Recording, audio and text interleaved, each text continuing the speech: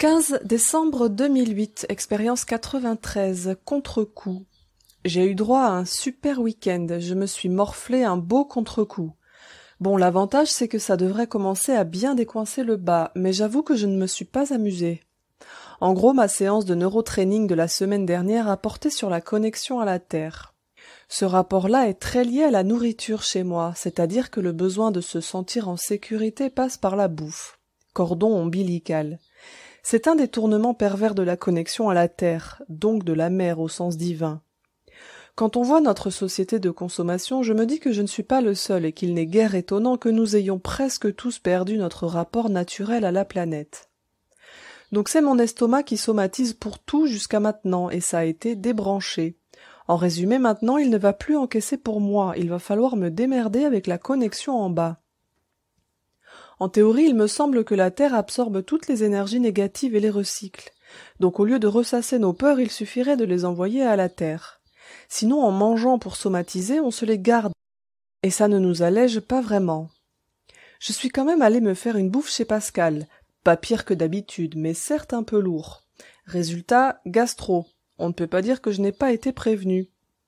Je vais essayer d'épargner les détails sordides. Premier jour, vomissement. Refus et rejet des choses d'après Odoul. Ça s'est traduit par une remontée d'angoisse énorme qui ne m'ont pas lâché. Alors la clairaudience et la fièvre, c'est pas cool. Une voix me parlait et impossible de la faire taire. C'est comme si les angoisses te parlaient et te racontaient tout pour que tu les revives.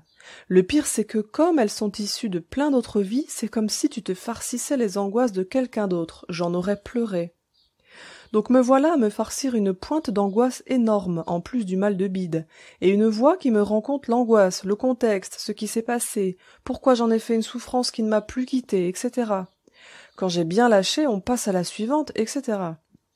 J'ai tenté d'appeler la lumière, elle est bien apparue, mais elle m'a dit que je refusais de la laisser approcher. Et elle avait raison en plus, sûrement l'enfant intérieur qui bloquait encore.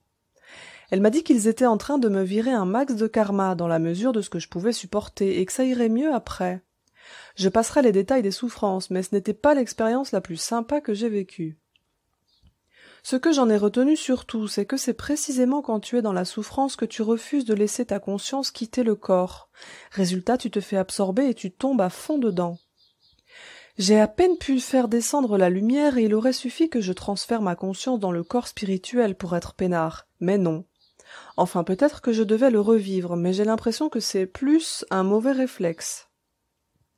À travailler, parce que c'est vraiment quand je souffre qu'il peut être intéressant d'être dans la lumière. Deuxième jour, dysenterie. Heureusement, l'angoisse s'est arrêtée, mais bon, je me suis bien vidée, une finalisation de l'évacuation de la veille, d'après ce que j'ai compris. La voix de la veille m'a tellement saoulée que j'ai fermé en partie le chakra de la gorge, très efficace. Du coup, je leur ai coupé le sifflet. Le deuxième jour, il y avait juste la douleur physique, et là j'ai pu transférer ma conscience en partie dans la lumière par moment, mais je suis retombée à chaque fois. Décidément, ce n'est pas au point du tout. La morale de l'histoire est qu'il va non seulement falloir que j'apprenne à être dans la lumière dans l'action, mais également en cas de souffrance, un truc que je gère très mal. PS, la gastro est virale, mais il faut bien comprendre qu'en cas de maladie, ce qui joue le plus, c'est le terrain. Nous sommes constamment entourés de virus de toutes sortes et nos défenses nous protègent. Si l'enfant intérieur veut s'exprimer, il ouvre la porte et le virus entre. Bien sûr, tout a toujours un sens. Ce n'est pas pour rien que j'ai eu droit à la gastro alors que j'ai travaillé l'estomac. Chez moi, c'est assez visible parce qu'en fait, je suis très rarement malade. La dernière fois, c'était il y a 1 an. En neurotraining, elle m'a fait péter la phobie des voyages qui faisait que je refusais de partir de Marseille. Du coup, pour fêter ça, on est allé en Nouvelle-Zélande avec ma femme. 24 heures d'avion et c'est situé presque exactement à l'autre bout de la planète. Je n'aime pas faire dans les demi-mesures. Contre-coup, 1 semaine de bronchite là-bas, alors que c'était l'été chez eux. Mais bon, ça valait le coup. Généralement, les contre-coups physiques des séances de thérapie quelconque se résument à avoir le nez qui coule pour moi. Le contre-coup physique est presque tout le temps obligatoire, l'explication étant que le corps physique est celui qui lâche le problème en dernier, puisqu'il est situé en bout de chaîne.